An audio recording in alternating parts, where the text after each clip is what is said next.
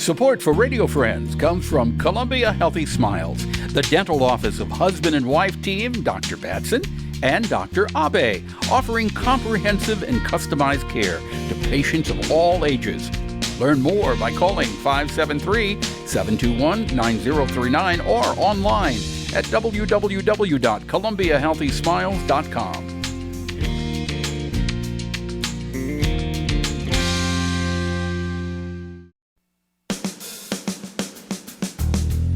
Good morning and welcome to Radio Friends on Wednesday, June the 16th. Pleasure to have you with us today. Jeff Moran is with us from Mobility Worldwide. Good to have you here. Good morning, Paul.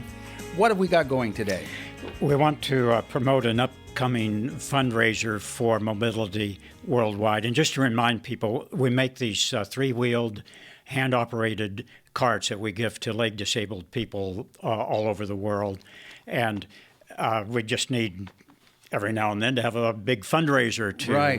How many carts, and we've talked about this, but these are carts that are given to people around the world, people who have no mobility at all. They would be crawling on their hands and knees to get around. They get one of these carts, and it's life-changing to them. Yes, you see an immediate change in their attitude towards life because instead of crawling on the ground, they can now look people in the face and they can return to school or work and so on.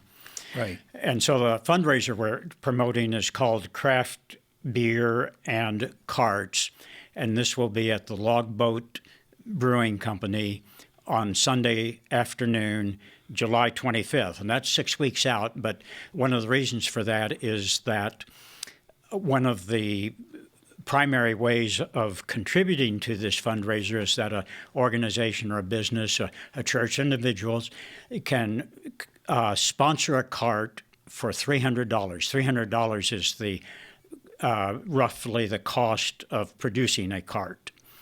And the if you're seeing this on the TV, you can see different examples of carts that have been decorated last year.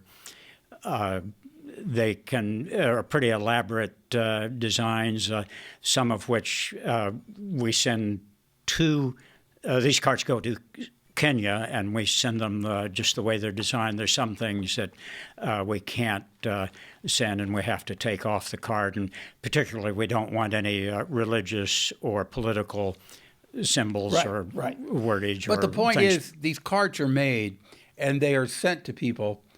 It costs about $300 to put one cart together, so you're looking to raise money at this fundraiser so that you can continue making carts and continue helping people around the world. Right.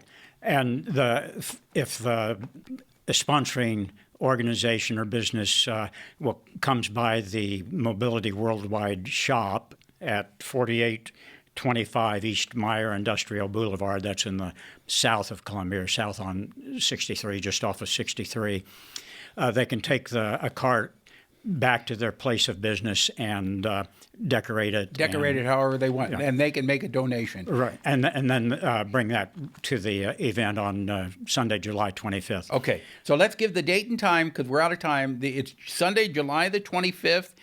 Where? At Logboat Brewing. That's at 504 Fay Street, and they have a big yard there, and there'll be a canopy. Can you buy tickets there at that day? There will be tickets at the event door. They're $15 a piece, and there'll be food like a taco bar. There'll be live music. There'll be a fun time. You can ride a cart around and see how they work. Or you can go to mobilityworldwide.org for more information. Right, or call us at 886-7877. Okay. Jeff, we're out of time. Thank you so much for everything that you do. Thank you. We appreciate being able to promote these things on Pepper and Friends. We appreciate you coming out here, too. All right. Now we're going to introduce you to Jennifer Bean, who is with the Missouri Academy of Nutrition and Dietetics. Good to have you here. Good to be here. Good morning. And we're talking about eating good, eating right. Yes, getting in those fresh fruits and vegetables, and the summer is the best time to do that. My goodness, yes.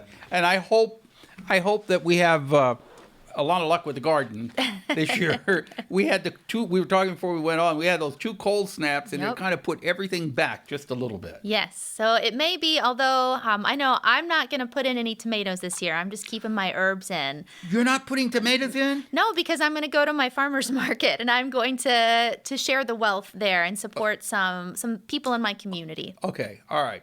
Yeah. So what about the herbs? How do we cook with the herbs then? Oh, I put them in everything. I can cook with them, but I also like them in my salad greens. I think we're probably all familiar with like a caprese salad, which is with some basil and tomatoes and mozzarella cheese. But they're a leafy green, almost all of them. So if you think about your cilantro, are you going to have taco salad? Throw some cilantro leaves in there. So, yep. And the thing is, if you can put a lot of the greens in the salad, a lot of the herbs in the salad, and cut back on the salt. Because absolutely. they're putting the flavor in. Absolutely. That with a fresh vinaigrette or with a lemon juice dressing too. Yeah, absolutely. Okay, what's the best thing we can eat summertime? Oh, if it come from the ground, that'd probably be a great place to start. Half your plate, some of that.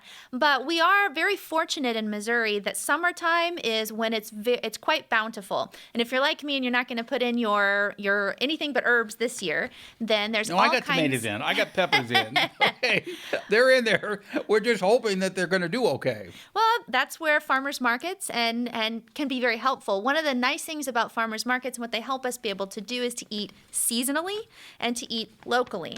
So one of the things that's great about eating seasonally and eating locally is that, and the evidence base, is it's part of community participation. I think we're all very familiar with sharing food to build community, and this is another extension of that.